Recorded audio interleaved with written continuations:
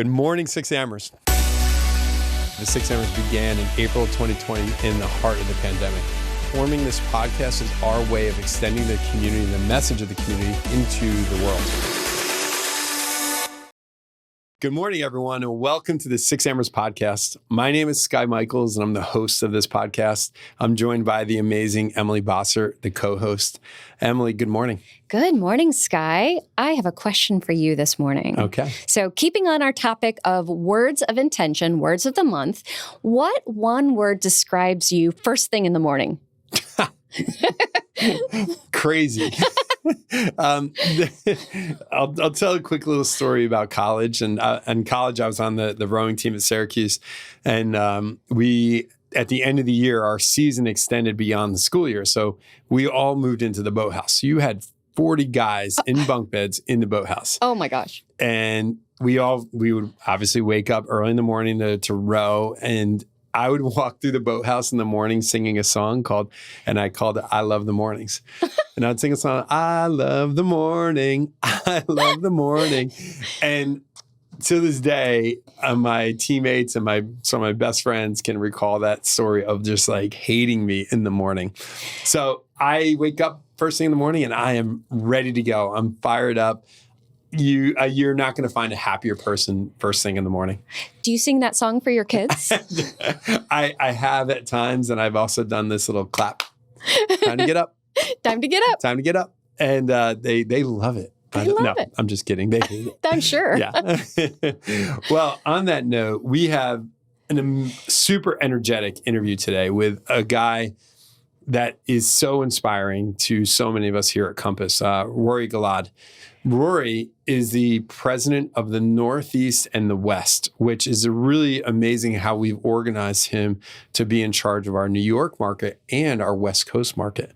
When you think about the power that he has over two of our largest markets here at Compass, it's just an awesome responsibility, and especially for someone that is so dynamic and so driven. And when you think about energy, this guy defines energy. Emily, for you, what's something that you took away from this interview? Yes. Rory talks very specifically about the subject of clarity and why it is so important and why we need to be asking the questions. Because if we don't ask the questions, we actually don't know the answers. And we all know where assuming gets us. So don't assume. Remember that in the long run, if you're asking the right questions, you're gaining the clarity that you're actually going to be able to have a clear understanding of whatever the situation is. So to me, that was incredibly impactful. I love that. I also, for me, when he talked about the vulnerability that he had around time management and the importance of it as a leadership skill and also how he struggles at it. We all look at him as this super impressive, driven, successful guy. And yet he's sort of up there saying, hey, I suck at this stuff, right? I am not very good at time management. I know how important it is, but I'm not very good at it. And it really was such a cool moment that vulnerability as a leader is one of the most important attributes, in my opinion. And Rory is a definition of vulnerability. So, all right, let's get into it. Rory, take us away. Good morning, Rory. Morning. How are you doing? I'm doing well. I appreciate you getting me on the 6AMers that starts at 9 a.m. on the East Coast because that was hard for me to get up at 6 a.m. when I did the last one. So I figured it was the perfect one for you because I was like, you know what? He's going to be clean. He's going to be fresh. He's going to be like ready to go at 9 a.m.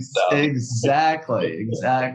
So, well, Rory, give everyone, if you don't mind, let's start out just by giving everyone who I think everyone knows you, but let's give a recap just in case, who you are and a little bit about what you do, and we'll go from there.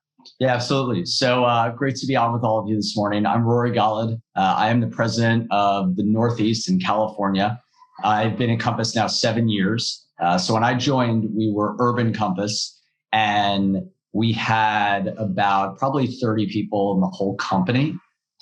So this group, if you would have told me we would have had a group of people that would get together at 6 a.m. Consistently, to work together in this like amazing community to get better. And that group would have 713 participants. I've been like, I have no idea what you're talking about. You're clearly talking about a different company. And so, in my first few years in the company, I sort of did a little of everything as you do in growing companies. I launched Compass in probably 50 markets around the country. I spent 2 years as Robert Refkin's chief of staff, which was the most incredible professional experience you could imagine, especially as the company was really starting to scale and grow.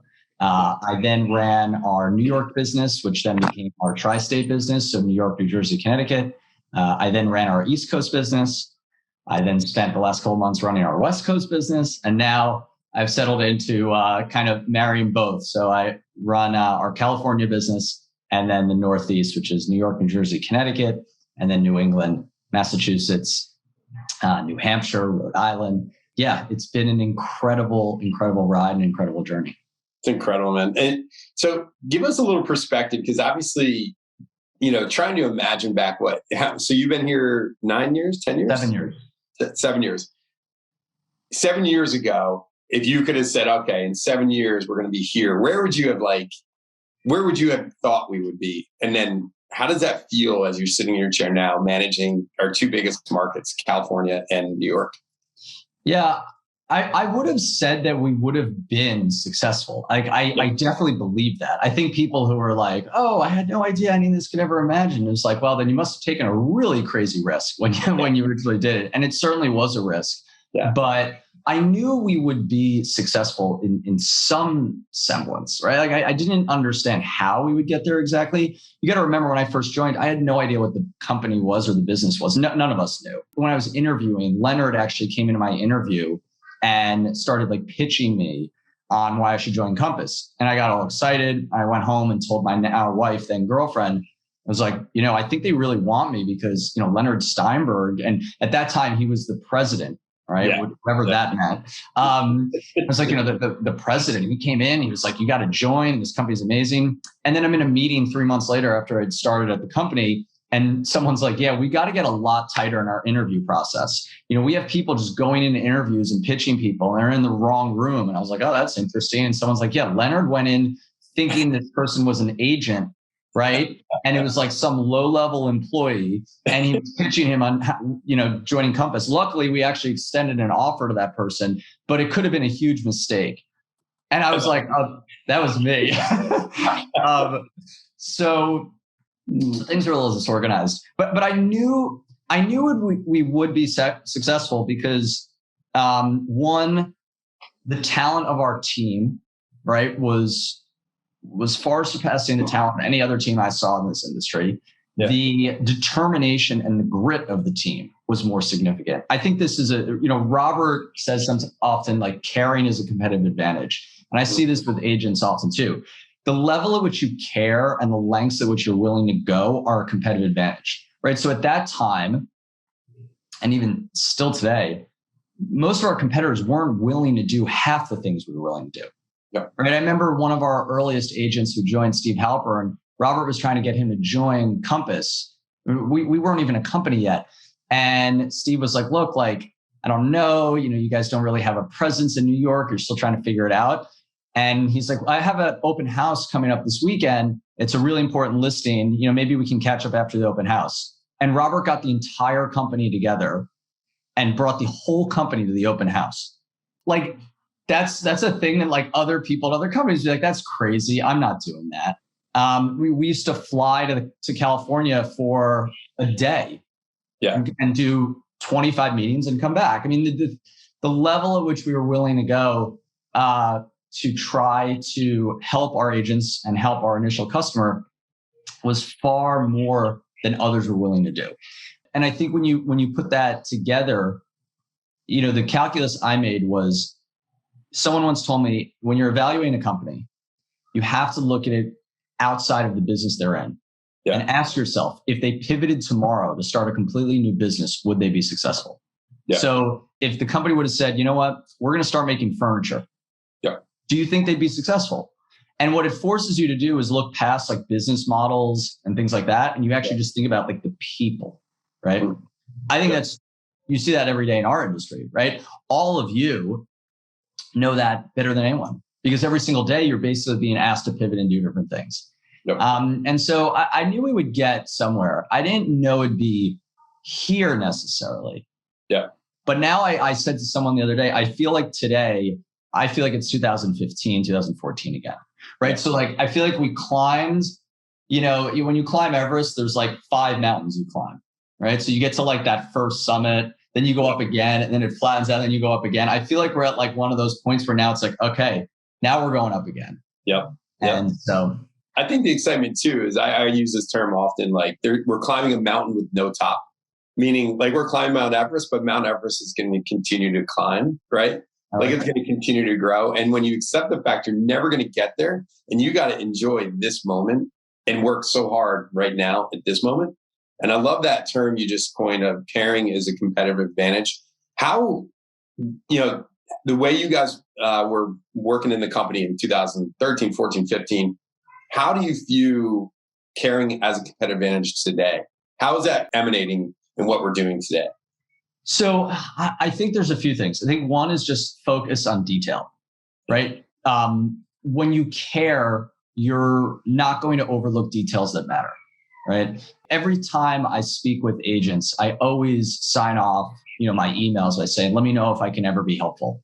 I freely give my cell phone number out all the time. I'm putting it in the chat right now so that everyone here has it. Oh, I just sent it as a direct message to Christine Mariani in New York. That's because I don't really know how to use Zoom, but I will send it. We'll get it out there. But like the point of that is like, I want to know what's going on. Now, some people have said to me, don't do that. Why would you do that? Oh my God, you're giving out your cell phone number to thousands of people. You're telling all these people to call you if they ever have something. And yes, sometimes that does result in getting crazy phone calls. Yeah. But that comes with like, how much do you care? And then are you taking that feedback and those details, and are you fighting to turn them into action? Yep. Right? The focus on the little things collectively is what has helped this company get to this point. And I think the need to do that now is even more profound, especially as we get bigger. As we continue to get bigger, people need to feel like we care, and we care even more. The second thing is, are you willing to, and Robert spoke about this yesterday when he debuted his action plan, are you willing to put actual time and effort into establishing human connections? It's something that, again, as you get bigger, as you get more successful, you get more complacent, you stop thinking about that. COVID has given us an excuse, but there really is no excuse.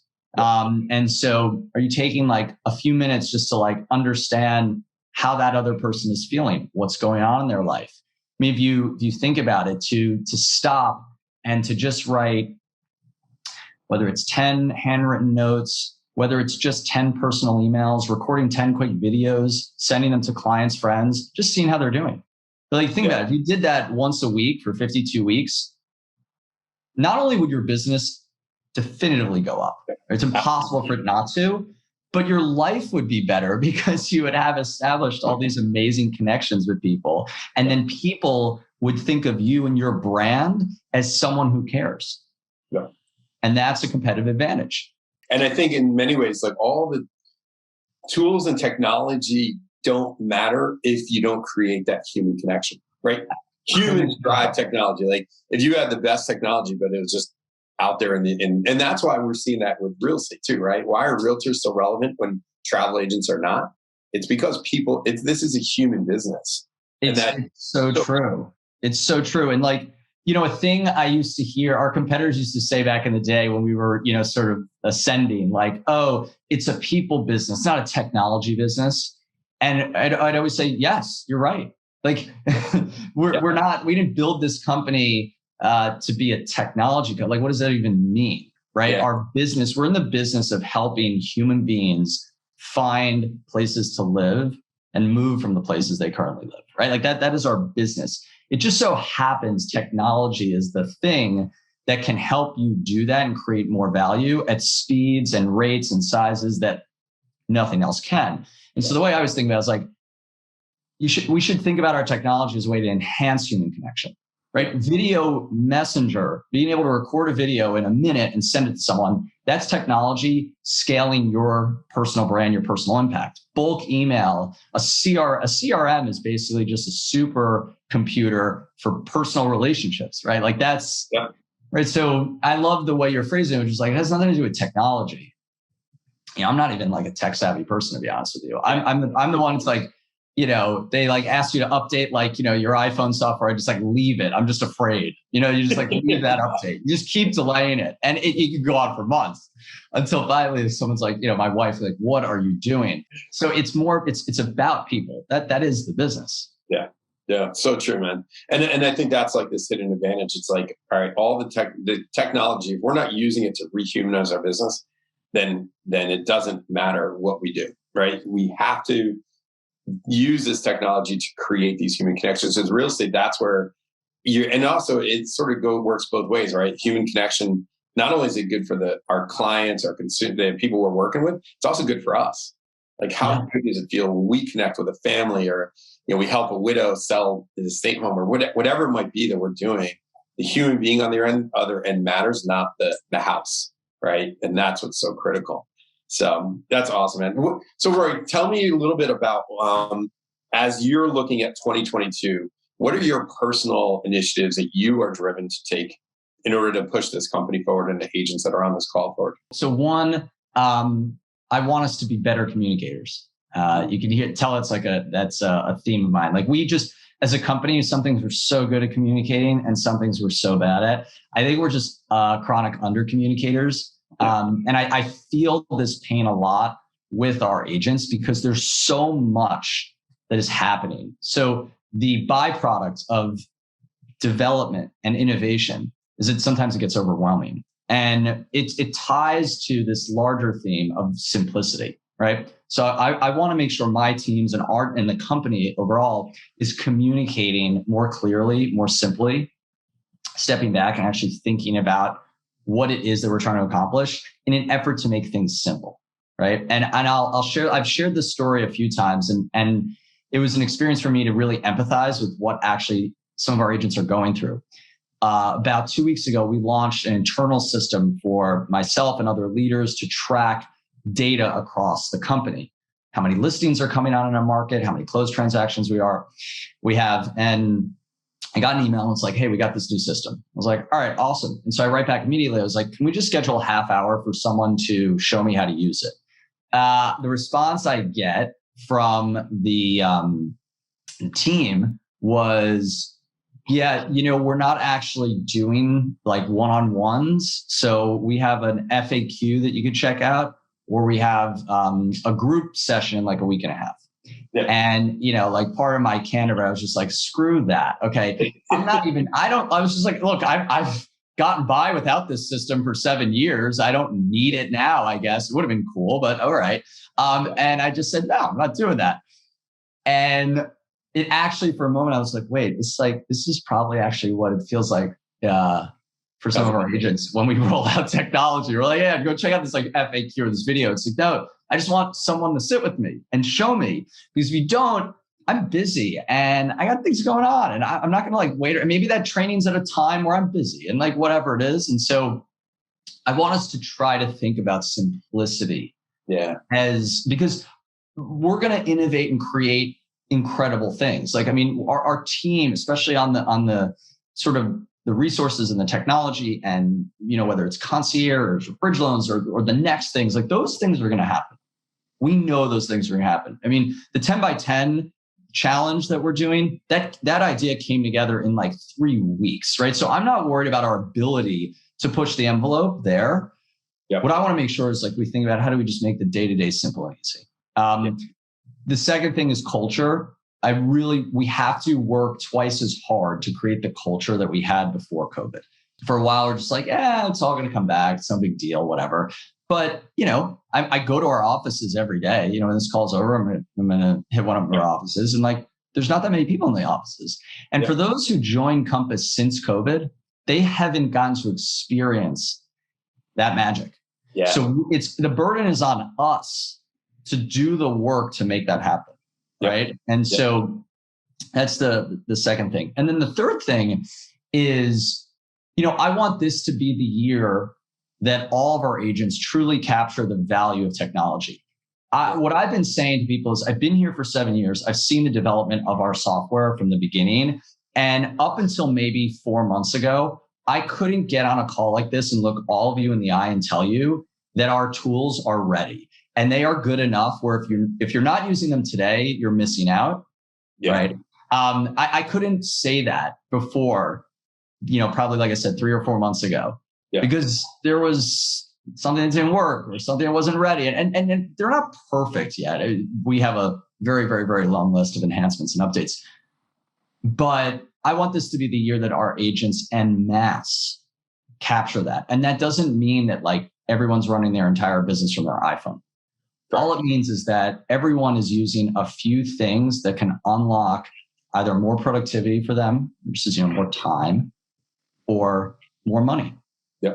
Right. And so if those 3 things happen this year, it's game over. And like that, everything connects back to those things. Because if you do those things, everything else works. So that's why I don't worry about stock price. That's why I don't worry about like external factors. That's why I'm not worried about interest rates, because we actually can control the destiny of this company together. So. Yeah. And I'm so, as someone who's been in real estate for a long time, and I was partial owner in a brokerage, I know when you think about the potential revenue we will unlock as we build, like we're Amazon with books. It's like the idea of that, if you went back in time for Amazon, I was like, oh, it's a horrible company because they only sell books. Like everyone in Amazon would laugh at you because like, oh, that's small. That's not even what we're doing. And right now our revenue is only commission. And imagine the world of when we add 50 streams of it. That's what gets me excited about. Like, wow, where is this? And imagine for all of you on this call, imagine what it looks like when you add 50 streams of income. Yeah. Like that is the future of this company. The future of Compass being successful is not Compass as a company unlocks some like random thing that they derive all this income from. The future of Compass is all of you making 10 times as much money as you do now. And I know that sounds like crazy, or you might be like, oh, it's just saying that to like, make us excited. Well, first off, it's hard. It's not easy. It's not going to happen overnight. It's taken us so far 9 years, $2 billion, 25,000 agents and 4,000 employees just to get to this point. Yeah. So it is not easy, but it is holistically possible. No doubt about it. It's happening today. And the way it will happen in the future is all of you will continue to be able to create a better experience for your clients year in and year out relative to the competition. Everything's relative. We're not competing with American Express's Black Card division. We're not competing with Apple. We're competing with other brokerages. They are not doing what you're doing. So first off, all of you are already 10 steps ahead because you're on this call. Yeah. Right. Who else is doing this call like that? So that's number one. 2, they're not investing in getting better. They're not building software, they're not building technology. And then the companies that are building technology and software are doing it to serve a different customer. They're doing it to either discount to the consumer or try to get to the consumer directly. Yep. So if you have the people, the money, the resources, the momentum, and you know what it takes, your competitors aren't doing it. You have many, many years of a head start, right? Like then it just becomes like execution. Can you continue to run as fast as you're running and get to that point? And that's a world where you're working with a buyer. They go into contract and they need to move. They need a moving company. This happens every day, right? And you say, oh, I use this moving company. You should call, for me, it's my guy, Steve at Roadway Moving. I've probably recommended Steve to, oh my God, 50 people. I recommended him to someone who moved out of an 18,000 square foot house. I think they paid $100,000 for this move, right? So like that was just me just recommending him. I wasn't like thinking about it. I just want to help him out. Yeah. But imagine that world where you say to your client, you know what, I actually have, there are 3 moving companies that I've worked with that I really like. Here are their reviews and their information. I'm just going to click a button and they're going to be sent to your phone. And when you open up the Compass app, you'll see the companies, you'll see their schedules, of when we can actually schedule. And because we have the property that just went into contract, they already have the dimensions in the floor plan for the home you're buying. So they can give you a quote without even needing to talk to you. And so take a look, you pick the one you want, no pressure from me. When that client picks that moving company, there is a referral fee there. Now, you're going to have the decision. Do you want to keep it for yourself? Which you should all feel good about doing that, because without you, that connection doesn't happen. Yep. Do you want to keep some of it and give some to the client? Or do you want to give all of it to the client and say, hey, by the way, guess what? You're getting 15% off the move because you're working with me. Yeah. That world is not years away. That is, you can measure it in months, not in 2022, but that's coming. The whole key to this whole thing is in us creating a consumer experience that is so much more elevated than any other competitor, including the Zillows, the Redfins, the Open Doors, the 100%. And so if you take that example and you think about this for a moment, the real advantage of it is not the incremental dollars that you're making. That at scale is awesome. And all of you will benefit from that. And your clients will be happy for you to benefit from that. We all know, I as a client of our agents have always said, just as long as I know I have the right service providers who are going to do a good job, that to me is worth a lot. Yep. But what's going to really happen is then that client is going to be talking to their friends and their family and their coworkers, and they're going to be talking about their experience. And those colleagues who haven't worked with a Compass agent are going to be talking about their experience. And they're like, whoa, I want that. I want that. How do I get that? Well, it's easy. You have to work with a Compass agent. Yep. That is how you build the future of this business. And that's how you vertically integrate it with the agent at the center. And we don't need to make it up. You look at private wealth management, it's the best comp to this. When you work with a great private wealth manager, you need homeowners insurance, life insurance, a trust, whatever. You don't go aimlessly find it, whatnot. They're like, boom, here you go. This is the person, blah, blah, blah. They got all your info. It's done. That can happen. Yep, exactly. And then the other piece, then that client is moving to California, to Colorado, to wherever. And then they say, hey, who should I use? And that's the other exciting part, is that if we start doing this and we start making these national connections like this group, if you scroll through all the names in this group and all the cities we're joining from, the power is we are one. Me and you are colleagues, coworkers, as if we're sitting next to each other in an office. And I think that's this hidden secret as well, is that we're building this connectivity across the country. This almost like spider webs that just connect, where people are just going back. Look, to that point, I think the value of the Compass network is massively under communicated and undersold, I think. Yep. Right now, I'm biased this because as many of you know, at the all team meeting, this was what I spoke about, and connecting with agents and finding agents. But if I were all you, I just thought of this. If I were all of you, I would go into every listing presentation I have with a client, and I would say, look, one of the reasons why you should work with me is because I have access to a national network of the top agents in the country. Now, why does that benefit you as a seller? Well, look, post-COVID, we know buyers can come from anywhere. People are constantly moving, looking for homes in different cities. And so it's really important and critical that you have exposure for your home outside of your immediate market. So not only via Compass can I advertise your listing to other agents throughout the country, but I'm also part of an elite network of agents around the country.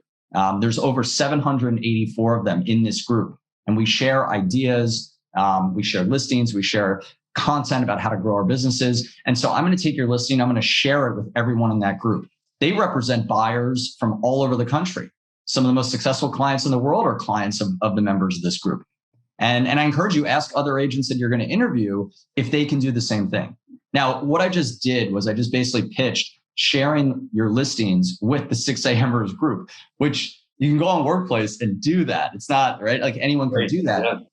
And imagine just sharing it. People are going to hear that. Someone's going to hear that and say, wow, that's good. And then what you want them to do is ask another agent they're interviewing at a different company, how are they going to do that? And they're going to be like, this is what I always say with concierge. You got to pitch concierge so that the seller asks the other agents that they're interviewing about concierge, so that they're like, yeah, I don't know. And then it's over. Right. So Rory, how do you manage your stress level? We all work, really, really long hours and early mornings, late nights, et cetera. Like, how do you manage your stress level and then also like balance with your beautiful family that you have? 18-year-old daughter, 18-month-old daughter. 18, I would say, oh my God, I'm terrified. Yeah. Look, I actually, to be honest with you guys, I am not good at this. This is a thing I'm working on big time. So I'm hyper competitive. I love this company, and I want us to win, and not winning for the sake of winning. I want us to all achieve our dreams. So when when things aren't perfect, I am like, I get, in my head, like, right. Like when an agent leaves the company, it's the feeling you guys probably have when you lose a client or you lose a listing. Like I am like, man, I am pissed, but like in a constructive way where I'm like, okay, like what can I do better? What can we do better? What did we learn from this? How can I improve? Where did we go wrong? And so I'm trying to channel that energy and that passion into something more constructive, which is learning, right? Like taking it from frustration to learning. So that's one thing I found that actually has been more helpful to try to reduce stress. The second thing is I'm trying to set boundaries for myself. So I am terrible with work-life balance boundaries, right? So I work, sort of the way my days work is I'm in meetings all day, right? Every day is phone calls and meetings, on average, somewhere between like 12 to 20 a day. So then that means that when I come home, that is my email work time. Yeah. And so, I'll come home, spend time with my daughter, but, not a ton because she goes to bed at, 6:30, 7 o'clock. And then, spend a little time with my wife, and then I'm working till, 1 o'clock in the morning. And then it's just like, and then just go. And, what someone said was like, you have to have like a cutoff point. You have to have like a point where you commit to like, okay, now I'm done. And so I've instituted that in the last couple of days, and it is hard. It is not easy. I'm getting to that cutoff point. It's almost like in a test when the teacher's like, pencils down. And you're like, no, I need just one more second. So I started this, and it's like laughable because I'm like, I need a hard stop, as Susie said. Yeah, it's basically my hard stop now is 11 p.m. Now that seems crazy, but it will eventually come down. And so at 11 p.m., that's when like you can take a breath. So maybe I could, I love reading like the news, and like I love like staying up to date with what's going on in the world. So I do some of that. You see my guitars behind you. That's when I can actually like, play some guitar with headphones. So I don't wake up the baby. Like I'm starting to do that a little. I'm starting to try to do it on the weekends. So the weekends for me blend into the week, right? I just treat the weekends like, oh, more time to work.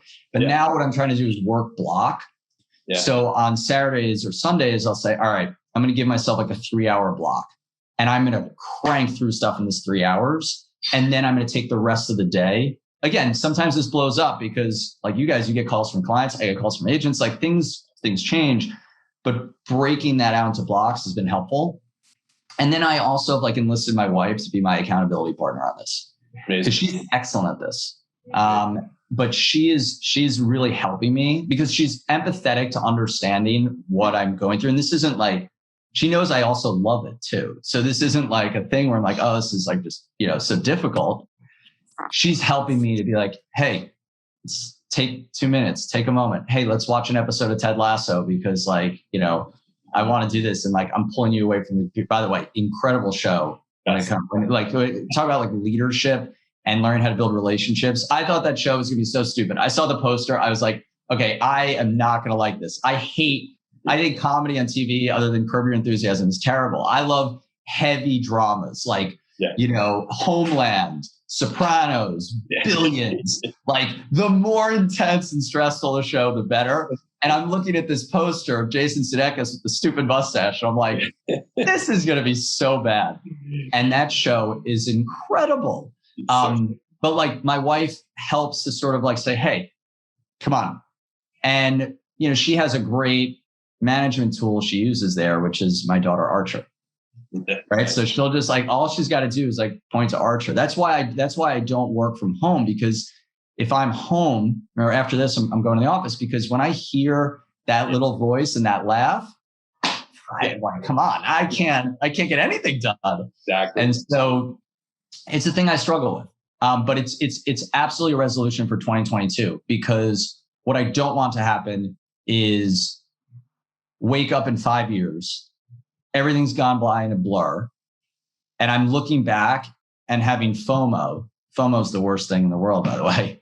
I'm having FOMO about not having taken advantage of moments in time that are super valuable, that mattered then, but didn't matter that I didn't do them. Yeah. It's not going to matter if I like work that extra half hour. Probably isn't even productive at that point. Yeah. But what will matter is that half hour with my daughter. Like that will matter. And so that's what I'm pushing on. And, I'll get there. You will. Absolutely. And once again, it's a mountain with no top. You're never going to get there. You're always going to be climbing. And that's, I think, the impact, right? It's like those little moments compound over time. And that's what really matters. So, Emily, I wanted to bring you on. I know I've been talking too much. So, Emily, what questions are coming to your mind out from out in Colorado? Yeah, Rory, I would love to know, do you have a mentor or a coach that you work with? And second part of that question is, what is it about that mentor or that coach that you are drawn to and that you attempt to emulate in your career world as well? Yeah, so I have a few coaches. I'm obsessed with coaching. So look, I absolutely mentors 100%. Both external and even in Compass, right? Like, my colleagues I think of as mentors. Like I think of Robert as a mentor, obviously. I mean, he's like a mentor and a brother kind of together. Rob Lehman, Netta. I mean, these are people who are colleagues, but I think we look to each other in that way, right? So your mentors don't only have to be people that are older than you or more senior and more successful, right? They can be anyone. Personal life, my stepfather, a few family friends, and then I invest time and money in coaching and getting better. I work with an executive coach. I work with a therapist. I work with some of our real estate coaches. Like I'm soaking up what you guys do in 6AMERS. I'm talking to Chirag all the time. I get Steve Scholl's emails, where he's just like militant, like wake up, get to work, stop complaining. Like I soak it all up. I am obsessive over this, because the investment you make in it it will create more successful outcomes for you than anything else you can do. Mm-hmm. And for a while, I didn't make that investment. And then I started to see, what are the best people in the world doing? They're making that investment. And so I always say, like, takes a village with me. But I want to make sure that I'm tapping into people who have perspective that can help me find perspective. And so I do a lot of it. That's great. Rory, what does it look like with your executive coach? Like, what are the things that you are working on right now? First off, he is incredible. Like, I think a lot of the people that, if you coach with someone, you need to believe in them. Yeah. Right. It's sort of like the age old thing where in college, people would always say like, well, if the professor didn't work in the private sector or do something outside of teaching, then like, could I feel like they really knew what I was going through? My executive coach went to West Point. He did 3 tours in Afghanistan as a helicopter gun pilot, went to Columbia Business School, worked at Bridgewater, which is the most successful hedge fund in the world, and now coaches. So this is someone who, like, day one, I'm just like, okay, you have instant credibility. There's nothing that I have done that has even come close to experiencing the things you have. So a lot of when I come to those sessions, those conversations, I am totally guard down,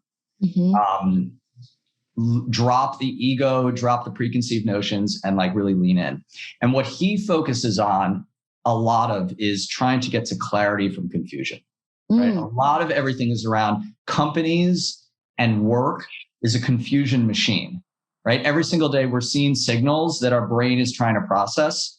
And either we don't have the complete amount of information to process, or we think we know what the answer is when we get to certainty. And certainty is the enemy, because certainty leads you down a path where you might not actually have the right answer. And so a lot of what we talk about is how do you turn confusion into clarity? And then how do you manage with that? Right? I have 1,600 employees that report into me. So I have to make sure that I'm creating clarity for them so that they can move faster. They can achieve goals. They are not confused. And so we spend 90% of our time talking about that. We're not talking about like business strategy and like, what do we do with this thing or that thing? We talk about those foundational elements. And it's the best investment I think you could ever make. Rory, could you give us one tip on how to build more clarity into your life? Does it mean less words, more words? Is it a way of communicating? What does it look like? So one of the most important things with clarity is actually recognizing that the things you say are not the things that people hear. Yeah. Right. And you see, and for those of you who have a team, this is so critical. The two things I would recommend doing are, one, thinking about what you're saying and saying it multiple times and then making sure everyone understands what you're saying. And then on the flip side, encourage those on your team to question you and ask for clarity. When I was first Robert's chief of staff, for the first couple of months, I thought that success was moving as fast as possible, right? And you're almost taught this, like growing up, that what a successful boss or manager wants is for you to be a mind reader.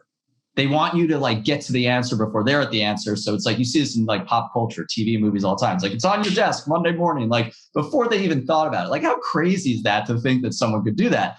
And often what that leads to is people don't have the clarity, so they run really fast in the wrong direction. And I was actually doing this. And then when I started to stop and actually ask the question, wait, so let me just repeat back. Is this exactly what you're looking for? What do you mean exactly? And half the time, actually, with Robert, he was getting to clarity by me asking that question. He didn't know what actually he was asking. Sure. Right? He'd be like, oh, actually, like, let's think about that. And we almost don't ask that question because we're afraid someone's going to be like, stop asking me so many questions, or you're annoying me, or like, just figure it out. But actually, very often, no one actually says that. And so you have to encourage your teams and the people you work with to ask you questions when they're not clear, and have them repeat that back to you, because that will actually help you get to clarity. That little tweak right there, one of the biggest unlocks I've ever had, ever. Rory, that is fantastic. I can't wait to practice that myself. Can I just drop one last quick thing? Do I got a quick minute? Absolutely. Yeah. All right. So I thought this last night because we're on 6AMERS, and this is all about getting better and coaching. And I want to share a story with everyone that I think you guys will find valuable. So now I am an obsessive Kobe Bryant fan. His passion, his will to win, his investment in getting better, in being humble to know that he could always get better. Like I couldn't have been a bigger fan. And he's like the ultimate girl dad, and I'm a girl dad. And I think in many ways he actually like parallels well to like our business, because he had this incredible career before, and then he was actually in the middle of transitioning his career to being he was on his way to being a billionaire investor. And you think about our business, how many of you came from careers before, and this is a career you transitioned in and are finding success? And so when I first lived in New York City after graduating college a gazillion years ago, I lived on the Upper West Side across the street from what was the Reebok gym. So Reebok had a gym where they had an indoor basketball court in the gym. There's only a few of those actually in New York City. And it was actually too expensive for me to actually afford it. But because the building I lived in was connected to it, you got like a special rate. So I came home from work one day to go to this gym. It's so cool. And it's 10:30. It's late. I'm a night owl. So I go in there. It's 10:30. Now it's 11:15. And Kobe Bryant had just scored 60 points. I think it was 60 points or 62 points at Madison Square Garden, absolutely torching my New York Knicks, right?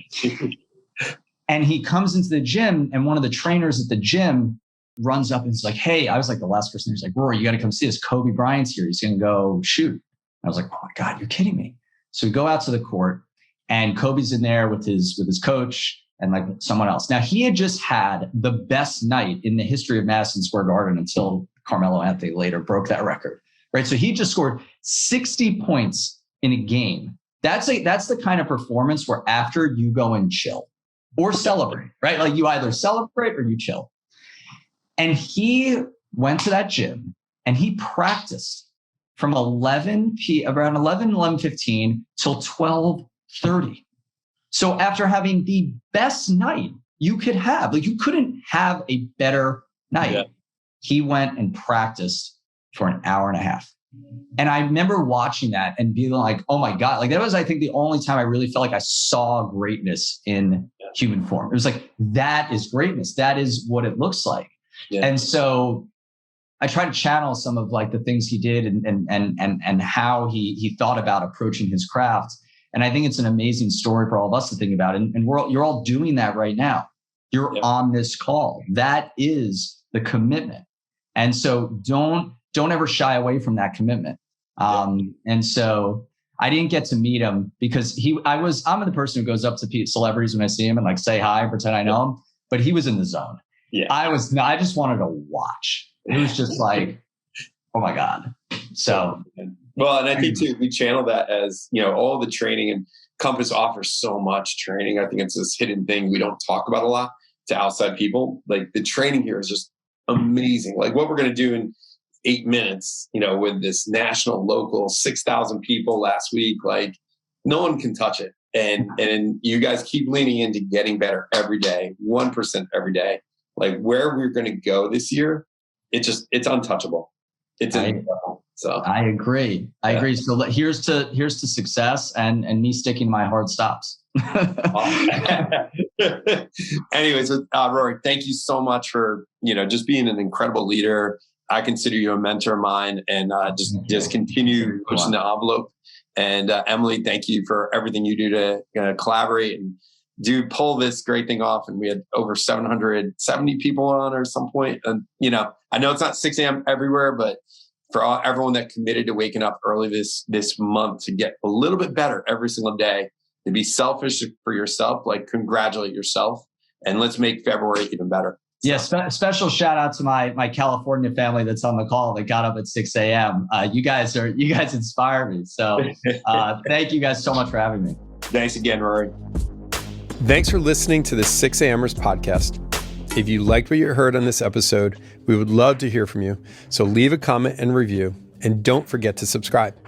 For more information on our 6AMERS community, guests, book recommendations, and more, visit our website at the number 6AMERS.com, the6amers.com.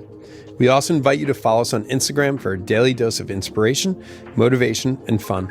See you next time.